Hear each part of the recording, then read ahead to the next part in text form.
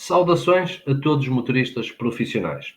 No vídeo de hoje vamos falar sobre conflitos com entidade patronal.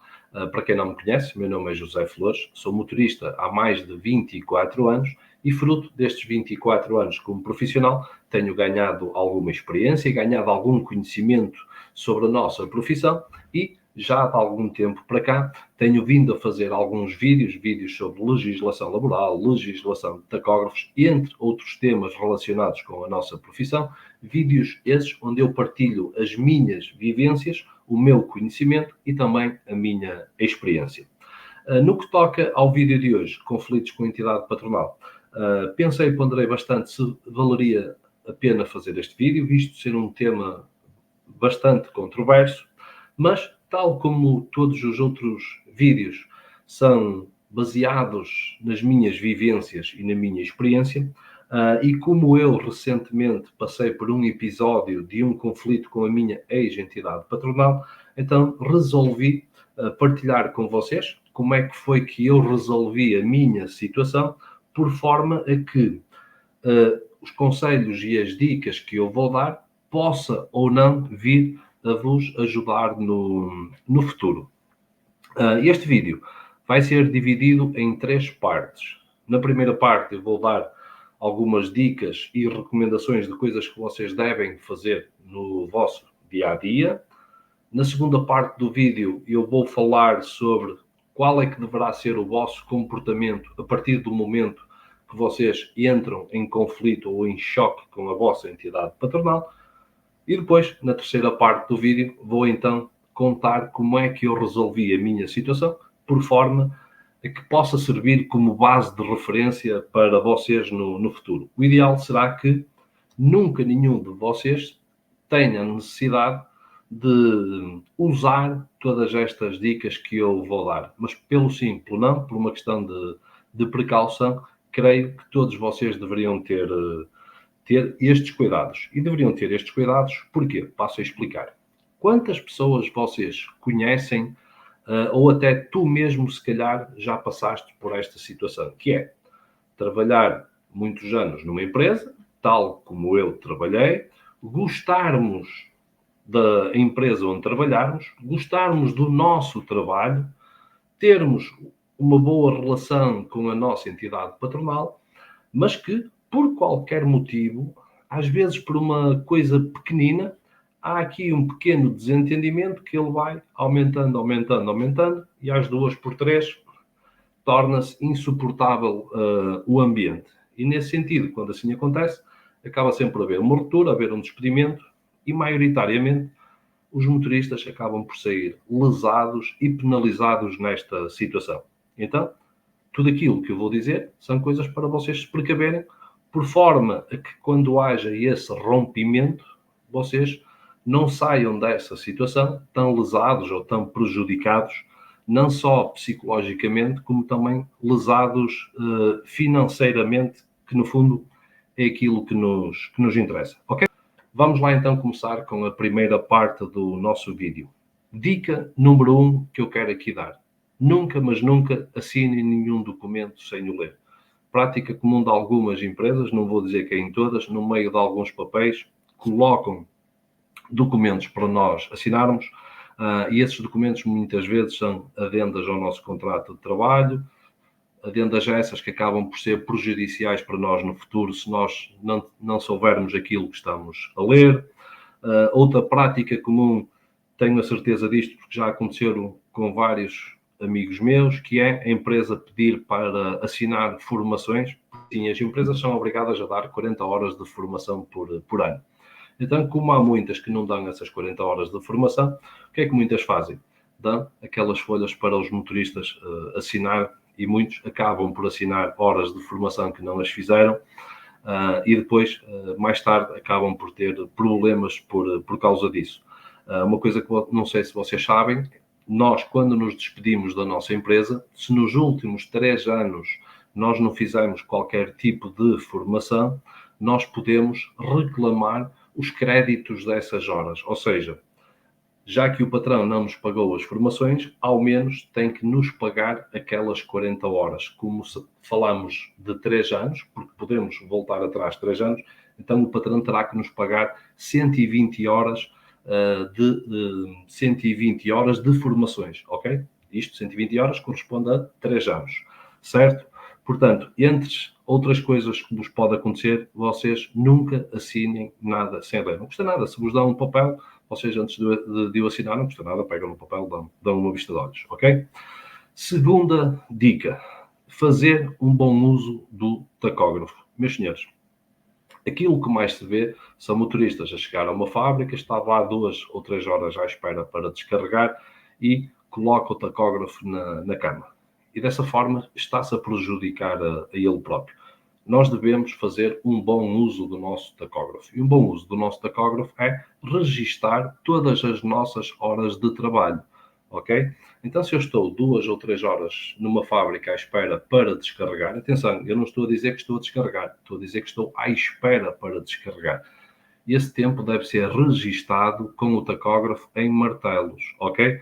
Quem diz à espera para descarregar, diz à espera para carregar, a gente liga para a empresa e diz estou vazio, e a empresa diz aguarde instruções, nós estamos ali indefinidamente sem saber o tempo que vamos estar à espera.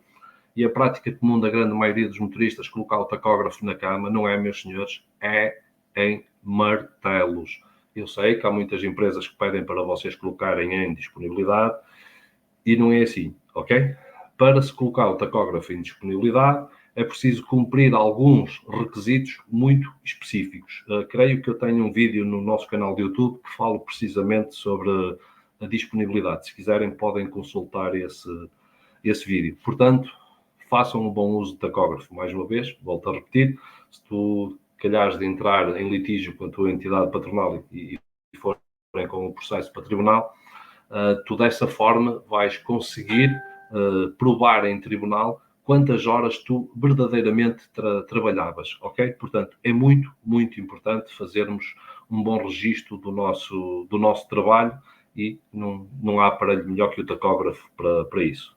Dica número 3, guardar os registros tacográficos. Quem anda com um veículo de tacógrafo analógico, ou seja, a disco, os discos durante 28 dias são nossos, entretanto a lei há de mudar, vai passar a ser 56, mas seja como for, durante este período, 28 ou 56, caso a lei venha a mudar mais à frente, que vai acontecer, então nós devemos sempre guardar os discos. Como é que nós fazemos? Os discos temos que entregar à empresa, mas durante aquele período que os temos em nossa posse, podemos sempre ou tirar fotografias ou tirar fotocópias. Quem anda com um carro de tacógrafo digital, nós temos um vídeo no nosso canal de YouTube onde explica como fazer essas descargas. E é muito importante que vocês as façam, que vocês as guardem.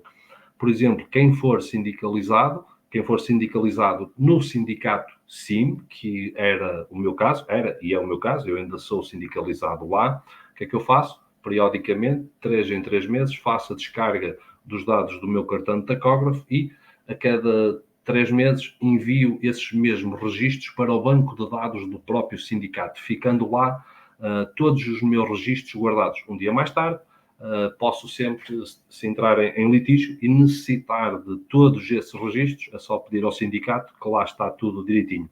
Até digo mais, nem preciso pedir. Nós temos uma página nossa e fica registados na nossa página. Nós temos acesso aos dados que já lá estão guardados. Portanto, guardar as descargas dos tacógrafos. E agora vocês dizem-me assim, mas eu não preciso de guardar, porquê? Porque a empresa é obrigada a guardar durante algum tempo e depois, se for preciso, em tribunal, a empresa é obrigada a apresentar. Eu digo-te assim, prática comum da grande maioria das empresas não vai apresentar.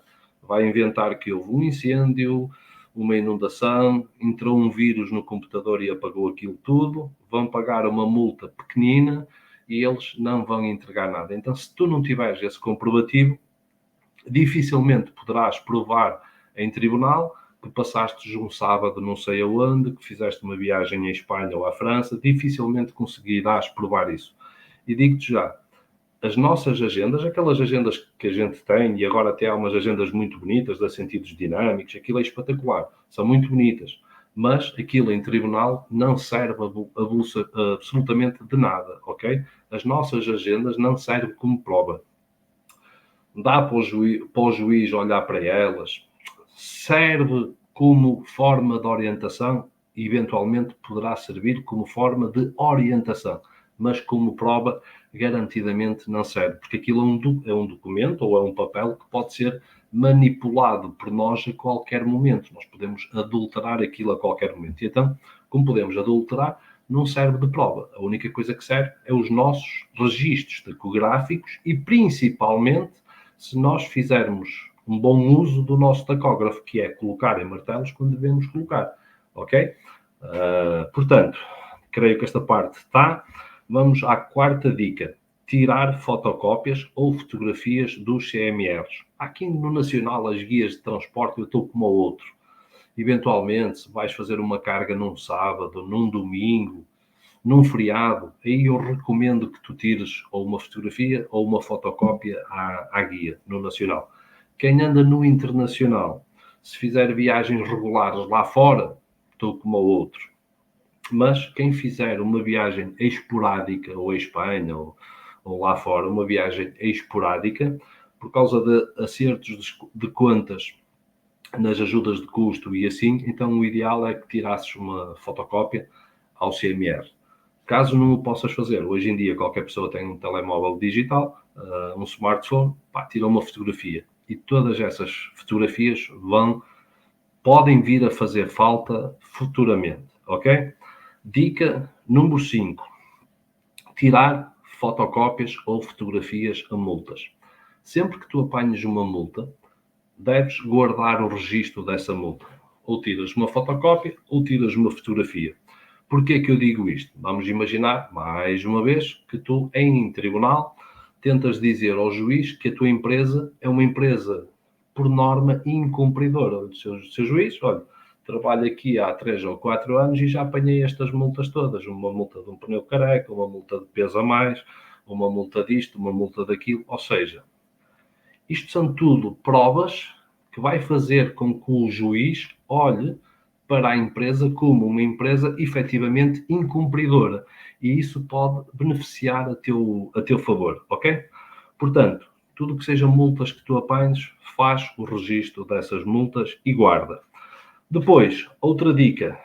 Tudo que seja irregularidades que a empresa faça no que toca ao exercício das tuas funções, manda-te pegar num caminhão, os pneus não estão muito bons, tu, não custa nada, tiras uma fotografia ao pneu, há qualquer coisa que no carro não estão bem, as placas não estão bem, placas refletoras, qualquer coisa. Deves registar tudo aquilo que não está bem na empresa, ou melhor, tu não tens que ser juiz da empresa, mas tens que ser juiz daquilo que toca às tuas funções. Então, no exercício das tuas funções, se a empresa está a fazer alguma coisa que não está bem feita, nós devemos registar tudo aquilo, todos os equipamentos que nós usamos, que nós pegamos, devemos registar e tirar fotografias, porque são tudo pequenas coisinhas que num futuro podem nos vir a fazer jeito. E agora vamos aqui à sexta e última dica. Esta dica para alguns pode ser um pouco controversa, mas seja como for, para mim é uma das mais importantes. E é uma das mais importantes neste sentido. Qualquer irregularidade ou qualquer incumprimento, que é a mesma coisa que a empresa esteja a telesar, por exemplo, a empresa não te paga sábados, não te paga domingos, não paga feriados, os dias de folga, principalmente a malta do Internacional, que trabalha domingos e feriados, há empresas que não cumprem com as folgas, umas não dão as folgas, outras não querem pagar. Qualquer incumprimento que a empresa tenha contigo, seja o que for, por exemplo, excesso de carga horária, nós só podemos fazer. O horário de trabalho de um motorista é um horário de trabalho igual a qualquer outro trabalhador. São 40 horas semanais, certo? Agora é assim, nós temos uma cláusula 61 que nos obriga a trabalhar algumas horas, ok? É verdade, obriga. Mas essa obrigação não é diária, é uma obrigação anual, porque qualquer trabalhador, em qualquer outra profissão, é obrigado a fazer horas extras. Mas para o fazer, o patrão tem que avisar com antecedência e terá que ser por um período sazonal. Não é contínuo, nem é todos os dias. Não te esqueças, o patrão tem que avisar com antecedência. Embora na nossa profissão, prática comum, o patrão nunca nos avisa. Porquê? Mais ou menos nós sabemos o serviço e já sabemos que naquele dia vamos fazer horas a mais. Mas o que é importante tu meteres aqui na cabeça? É que nós temos um limite. E esse limite são 200 horas anuais. A partir do momento que nós atingimos as 200 horas extras anuais, nós estamos proibidos de fazer qualquer hora extra a mais.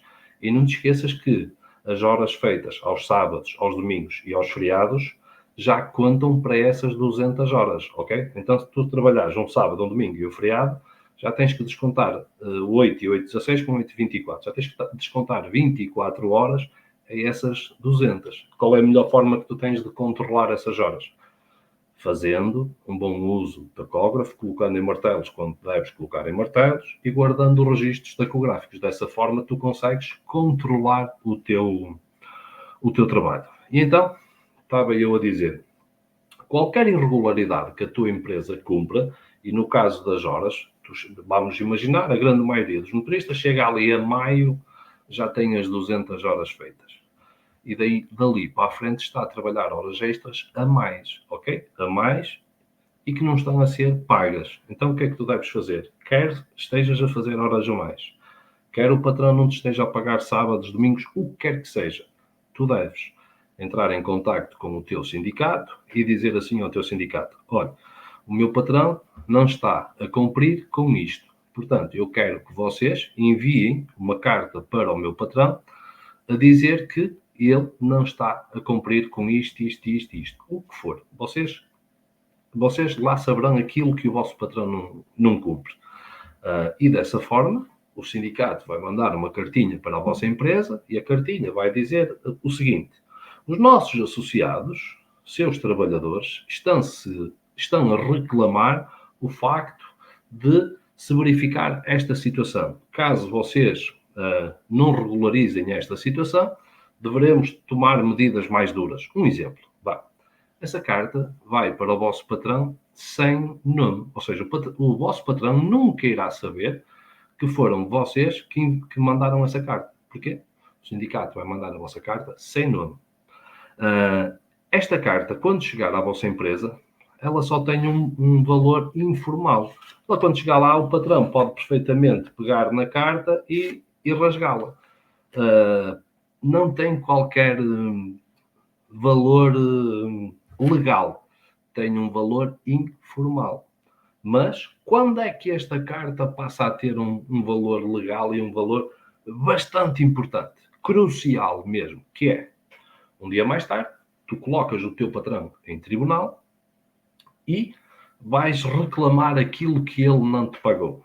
E o patrão depois vai inventar aquilo que quiser ou vai argumentar aquilo que quiser e podes-te deparar com uma situação que já aconteceu a muitos colegas, que é o juiz dizer assim: olha, tu estás aí a queixar-te que o patrão não pagou os sábados, não pagou os domingos, ou então estás-te a queixar que estás a trabalhar horas a mais, mas só te estás a queixar agora.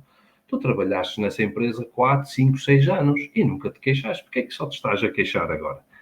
E é aqui que tem a importância das cartas. Aí vocês vão dizer assim: não, senhor juiz, eu todos os anos mando uma carta para a empresa, mando o sindicato enviar uma carta para a empresa a dizer que ele não está a pagar os sábados, não está a pagar os domingos, que ele está a pagar ao quilómetro em vez de pagar à diária. E há anos que eu reclamo junto com o meu sindicato, e o meu sindicato já mandou aí cartas. Olha, mandou uma carta a fevereiro de 2020, em janeiro de 2021, e o patrão vai ser obrigado a mostrar essas cartas. Caso ele não mostre essas cartas, porque o sindicato vai ter lá as cartinhas registadas com o aviso de recepção, automaticamente o vosso patrão não tem por onde se agarrar, ok? Portanto, estas cartas é muito importante e não custa nada. Em termos práticos, no vosso dia-a-dia, isto não prejudica em nada a vossa empresa. Simplesmente o patrão vai começar a ficar de pé atrás e até pode, quem sabe, ele regularizar a situação. E eu sei de casos que chegou a primeira, chegou a terceira e o patrão começou: bem, se calhar é melhor eu resolver esta situação, e até acabou por resolver essas situações. Mas, se não resolver de uma maneira, elas vão ter um peso enorme um dia mais tarde em tribunal. Pronto, basicamente, para a primeira parte do vídeo, eram estas dicas que eu queria dar. Não sei se haverá aqui mais uma ou outra importante. Agora, o que é importante que vocês tenham em mente é que tudo isto que eu disse agora não prejudica absolutamente em nada a vossa empresa, nem vos prejudica a vocês. São só coisinhas que vocês vão guardar para ficarem salvaguardados numa situação futura. E o ideal é que isto nunca seja preciso nem faça falta. O que é que a minha experiência me diz? É que a grande maioria dos motoristas, e quase todos os dias aparece um motorista a queixar-se que a empresa incumpriu com ele, não foi cumpridora, e eu pergunto, fizeste isto, e eles nunca têm nada. E depois arrependem-se e ficam de pés e mãos agarrados. Portanto, não te esqueças, importante, nada disto implica problemas para a tua empresa ou para ti. São coisinhas que tu fazes, tu sozinho, guardas, registas e bola para a frente. Ok, vamos então agora entrar na segunda parte do vídeo, que também para mim é muito importante. E é muito importante por este sentido. Quando existe um conflito ou um choque de um trabalhador com a entidade patronal, aquilo que muitas vezes acontece é ver-se motoristas a fazer coisas de cabeça quente, ou porque são mal aconselhados, ou porque estão extremamente irritados, fazem os maiores disparates. E então uns abandonam caminhões, outros fazem asneiras em caminhões, fazem autênticos disparates. Alguns passam a ser péssimos trabalhadores e aquilo que eu te venho dizer é, a partir do momento que tu entres em choque com a tua entidade patronal, a primeira coisa que tu tens que fazer é sempre ter uma conversa com o teu patrão. Isto é logo a primeira coisa. Ter uma conversa com o patrão, confrontá-lo com a situação. Meu caro, a situação é esta. Isto não está bem. Vamos resolver. É sempre o primeiro passo e é sempre o melhor caminho. É a resolução dos conflitos a bem. A partir do momento que o teu patrão se recusa a falar contigo ou se recusa a melhorar aquilo que está estragado, então, daí para a frente, já são outros 500, como se costuma dizer na gíria. E agora é assim, eu não te vou dizer que vale tudo, nem te vou dizer que deves jogar sujo. Não. Não vale tudo, nem deves jogar sujo. Deves fazer tudo dentro da legalidade, para não saires prejudicado, ok? E aquilo que mais se vê é motoristas a fazerem disparates. Motoristas que não comparecem ao serviço, motoristas que abandonam caminhões, como eu já disse há bocado. E tu, a partir do momento que tu entres em choque com o teu patrão, tu queres falar com ele e resolver as coisas, e ele não quer resolver as coisas contigo, a primeira coisa que tu tens que fazer, depois de falares com ele, é, se tu até esse momento eras um bom trabalhador, tu daí para a frente não tens que ser bom. Tu daí para a frente tens que ser excelente. Tens que ser o melhor trabalhador da tua empresa. Tens que andar devidamente fardado, com os EPIs direitinhos, apresentas-te num cliente todo arranjadinho, capacete, colete, botas, biqueira de aço, se o cliente assim o exigir, ser educado, ser simpático, estar devidamente bem apresentado e ser o melhor profissional de todos. Mais uma vez digo, se tu até ali eras bom, dali para a frente não tens que ser bom, tens que ser excelente. Para quê? Para não degradar a tua situação pior ainda do que o que está e para que dali para a frente não se arranje desculpas para que tu possas sair prejudicado dessa situação. E quem sabe, depois do teu patrão ver esta mudança de comportamento, quem sabe ele até não ganha consciência e não tenta resolver a situação contigo. Em último recurso, fizeste tudo o que está ao teu alcance, és um excelente profissional e o teu patrão continua a jogar sujo com aquelas coisas todas que os patrões fazem, tirar caminhões, trocar o caminhão por mais velho, trocar o reboque por mais velho, dar-nos os piores serviços, mas isso, alguém tem que andar com os carros velhos e alguém tem que fazer os piores serviços, mas há coisas que me irritam, por exemplo, só porque sim, tu até tinhas uma carga para carregar, mas ele só para te castigar deixa-te ficar ali para o outro dia, só para tu carregares ao outro dia e naquele dia não poderes vir a dormir a casa. Pá, quando um patrão começa a jogar sujo, daqui para a frente vale a consciência de cada um. A tua consciência é que tem que ditar aquilo que tu deves fazer. Eu, pessoalmente, acho que não vale tudo. Acho que devemos trabalhar sempre dentro da legalidade. Pá, mas temos que agir em conformidade. Mas, mais uma vez eu digo, não vale tudo, ok? Agora, uma coisa é certa, se tu tens uma mentalidade mais aguerrida e entendes que o teu patrão está a jogar muito sujo contigo, meu caro, há muita coisa que tu podes fazer. Eu tenho casos de colegas, uns gravaram discussões, outros pararam propositadamente na polícia porque já sabiam que tinham um pneu careca, tinham um farol partido, o carro não tinha inspeção, pararam na polícia porque estavam a ultrapassar o limite de horas, tinham passado as 90 horas. Eu conheço colegas que fizeram isso, pararam na polícia propositadamente para multarem o caminhão. Pá, conheço motoristas que já fizeram muita coisa. Eu sou apologista de nós agirmos dentro da legalidade e não julgarmos tão sujo como o nosso patrão. Eu sou defensor desta filosofia, mas isto aqui cabe à consciência de cada um e há uma panóplia enorme de coisas que tu podes fazer jogando tão sujo quanto o teu patrão. Mas isso, pá, já cabe à consciência de cada um. Há quem diga amor com amor se paga, mas pronto, isso já são outros 500. Outra nota também muito importante, que é, a partir do momento que tu entras em choque e o ambiente está insuportável e o patrão começa a fazer estas coisas todas, é muito comum, dentro das empresas, mandarem os motoristas para casa de férias. Ainda a semana passada, ou há 15 dias, ligou-me um colega, aconteceu-lhe precisamente esta situação. Ele precisava de fazer um trabalho em casa e precisava de 2 dias para fazer esse trabalho em casa.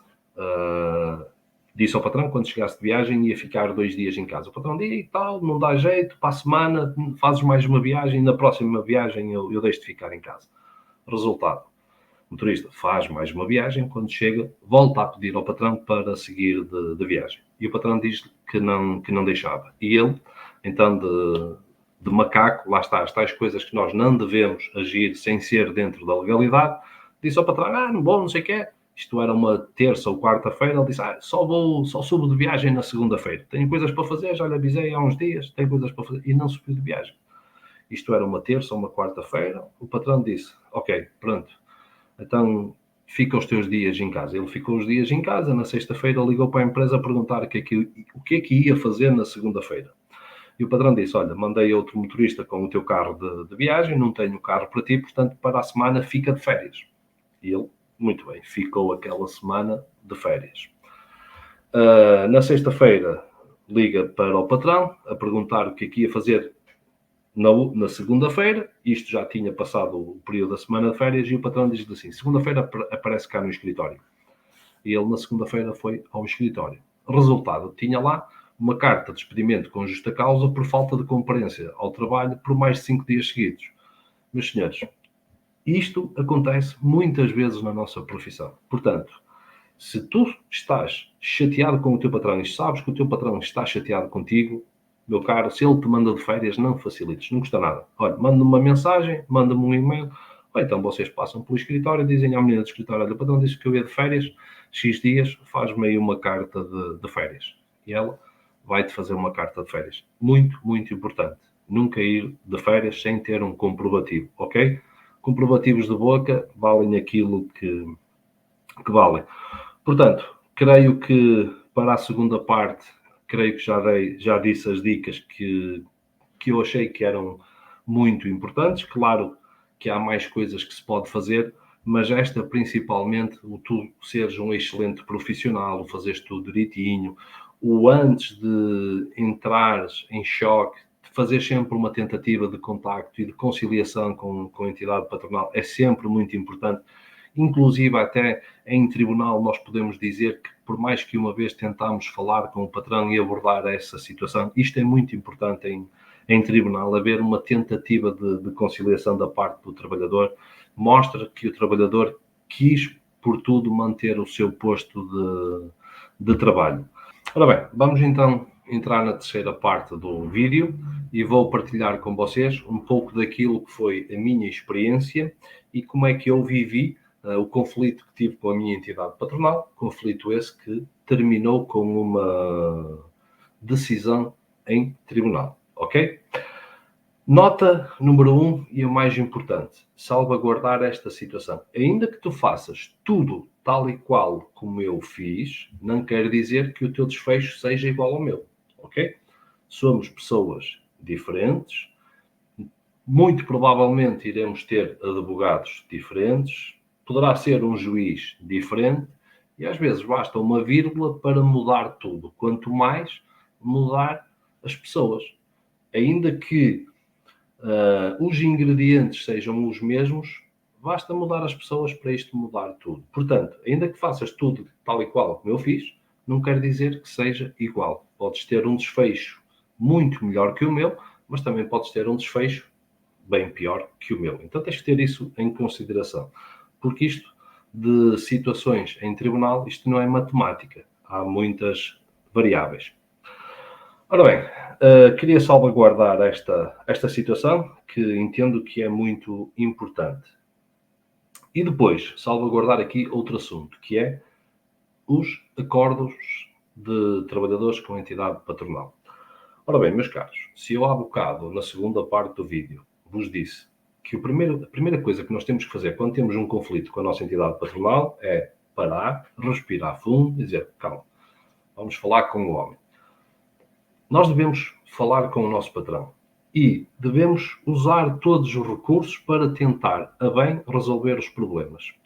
Se nós chegamos ao pé do nosso patrão e dizemos, meu caro, a situação é esta, o que é que você quer fazer? Quer ir pelo caminho A e vamos resolver isto a bem?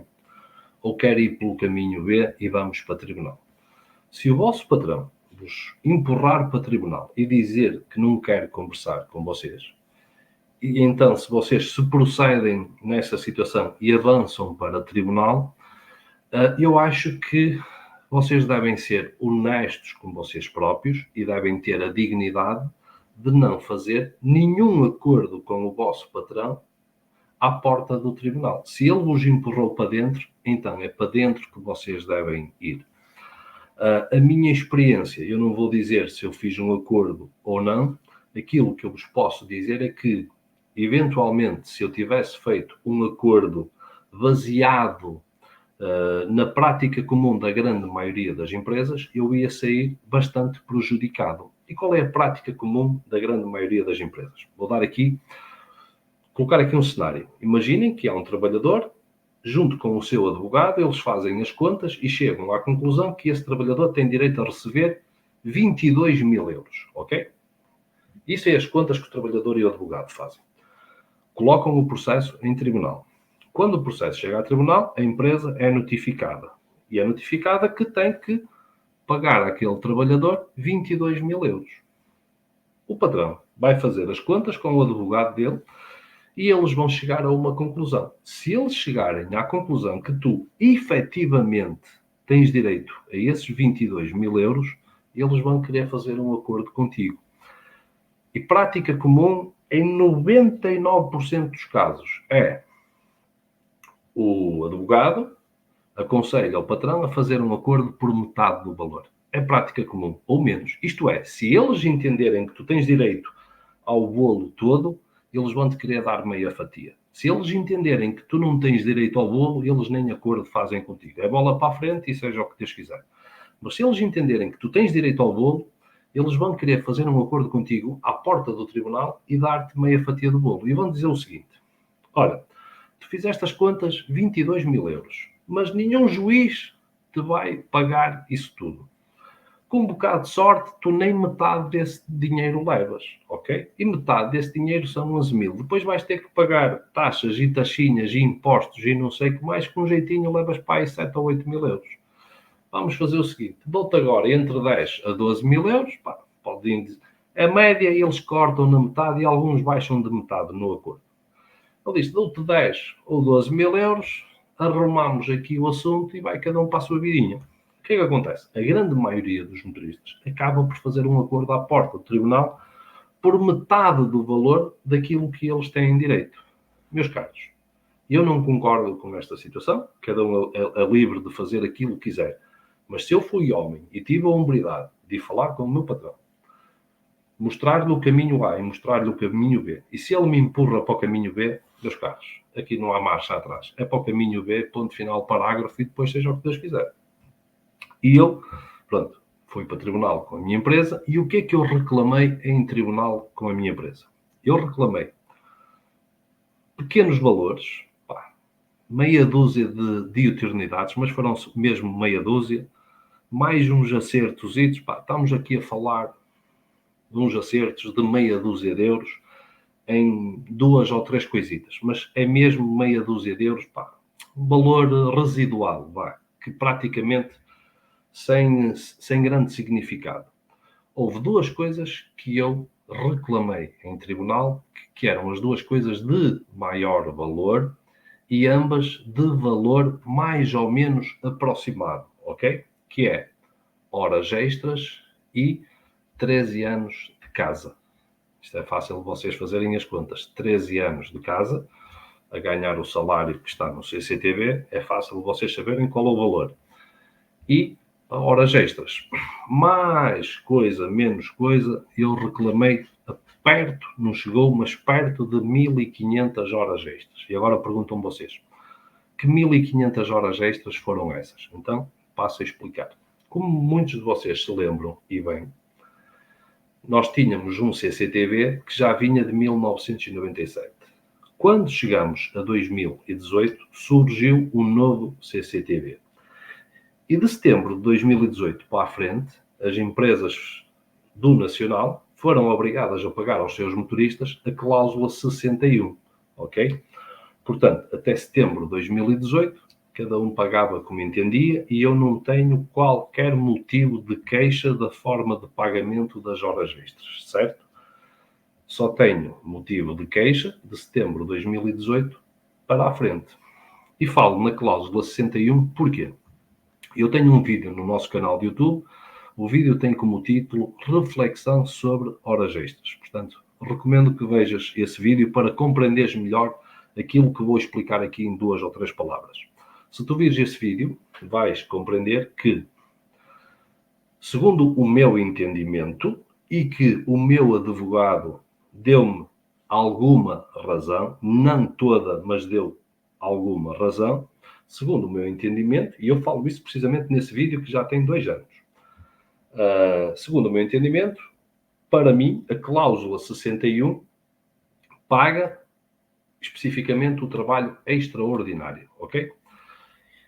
Só que a cláusula 61 também impõe limites ao trabalho extraordinário. E esses limites são 2. Um, retiramos diretamente da cláusula 61, que é a média das 48 horas em 17 semanas. E o outro, tiramos de uma outra cláusula que impõe limites máximos ao trabalho extraordinário anuais. E esses limites são 200 horas. Nenhum trabalhador, nem motoristas, nem de outra profissão qualquer, pode fazer mais do que 200 horas de trabalho extraordinário. Portanto, meus caros, nós não podemos fazê-las. Mas o certo é que a grande maioria dos motoristas chega ali a maio e já tem as 200 horas feitas. E de maio para a frente, como é que se faz? Vamos parar os caminhões ou vamos trabalhar? Então, se nós trabalharmos, essas horas têm que ser pagas, ok? Mas não são. E da mesma forma que não são pagas a vocês, a mim também não eram pagas. Mas, quando eu coloquei a minha ação em tribunal, o que é que eu fiz? De setembro de 2018 para a frente, eu fui contar as minhas horas extras todas, a cada ano. E andava ali na ordem das 400 e tal horas extras por ano. Havia um ano que tinha mais de 500 horas extras. Então, todos os anos, eu a essas horas extras retirei as tais 200 para a cláusula 61 e fiquei com o resto. Então, estamos a falar de um resto em que eu tenho uma média de 200 e poucas horas por ano a mais das 200 para receber. E se nós falarmos contas redondas em 250 horas por ano, 2018, 19, 20, 21 e 22, 5 anos, estamos a falar de 1250 horas extras para receber. Então, foi isso que eu pedi em tribunal, foi 1250 horas, mais 13 anos de casa, de empresa. Bem, eram estes dois valores. Depois havia um outro valor, que para mim também era significativo, mas que não tinha a ver com créditos laborais. Créditos laborais eram estes dois valores que eu estava a reclamar. Isto é fácil vocês fazerem estas contas. 1250 horas e 13 anos de casa. Qualquer um, com a máquina de calcular, faz estas contas rapidinho e sabe já bem mais ou menos aquilo que eu estava a reclamar. O certo é que entramos para dentro do tribunal, iniciou a audiência e a audiência terminou com a seguinte leitura e o seguinte entendimento do Sr. Juiz. O Sr. Juiz virou-se para nós e disse assim: ok, o que temos em cima da mesa é isto, não foi por estas palavras, mas foi outras. O que temos em cima da mesa é isto. O valor que eu vou dar de sentença são estes dois valores. Este valor para isto e este valor para isto. Se vocês concordarem, terminamos aqui, vamos todos embora e fechamos a porta. Se vocês não concordarem, então cada um terá que recorrer, se assim o entender, e vamos andar nisto 3 ou 4 anos. O certo é que ambas as partes acordaram aquele valor em tribunal, aquele valor com sentença. Então eu saio do tribunal para fora com uma sentença favorável a meu favor, em que ia receber X dinheiro, ok? Não importa qual. O que importa vocês perceberem é que eu fui buscar tudo aquilo que eu estava a reivindicar. E o que é importante vocês terem em atenção é que todo o esforço, todo o trabalho de ter todos estes cuidados com estas coisinhas todas que eu vos pedi para vocês irem fazendo no vosso dia-a-dia, se vocês tiverem este cuidado e forem fazendo isto ao longo do vosso tempo, um dia mais tarde, quando entrarem numa situação de litígio, vocês vão poder reclamar tudo aquilo que é vosso por direito e poderá ser feita justiça para vocês. Agora, nota importante, vocês perguntam, mas, ó Flores, quanto é que tu recebestes pelas horas? Não sei. Quanto é que tu recebestes pela rescisão de contrato? Também não sei. Ou seja, a mim o que importa aqui não é quanto é que eu recebi pelas horas, nem quanto é que eu recebi pela rescisão do contrato, nem quanto é que eu recebi pela outra situação que não tem nada a ver com créditos laborais. O que me importa a mim é o somatório do bolo, se eu entendia que com esse valor sentia ou não que fosse feita justiça. E posso-vos dizer que, na minha opinião pessoal, é claro que nós queremos sempre mais um pouco, mas creio que foi um acordo justo. Não vos vou dizer aqui o valor que não interessa. Meus caros, um grande abraço para todos, prudência na estrada, boas viagens. O meu muito, muito, muito obrigado ao Sindicato SIM por todo o apoio que me deu desde o primeiro ao último momento. Nunca não me deixaram ficar mal, sempre me deram bons conselhos e basicamente apoiaram-me nas minhas decisões e também me indicaram os bons caminhos. Portanto, o meu muito obrigado para o SIM e mandar um grande abraço para vocês, prudência na estrada, boas viagens, vemo-nos por aí. E para terminar o vídeo, só dizer que neste momento tenho 35 mil razões para estar feliz. Não sei se entenderam.